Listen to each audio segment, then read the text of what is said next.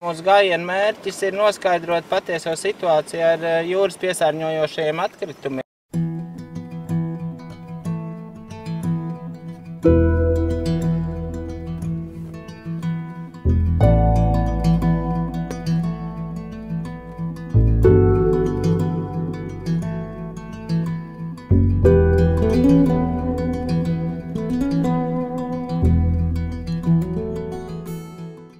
Rīt 19. diena. Manuprāt, tas jau ir ļoti daudz. Es vispār neticēju, ka es tik tālu iztikšu, bet šodien bija kaut kāds vienu brīdi rojā. Bija tāds agri, visas ņemsās manas areno būsiņas. Ja sākumā mums bija tas bišķiņ jāsakop jūras krasts, tad pēc tam ejot visu laiku tāda sajūta, ka gribas vēl, visu laiku gribas celt augšā. Visus mērs, jā, bet tev jau nav, kur viņus likt, jā, bet tā kamēr to ir.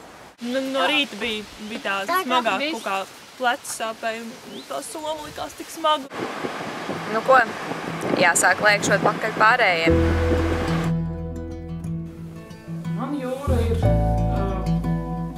pasaules radīšanas un visas dzīvības radīšanas vieta.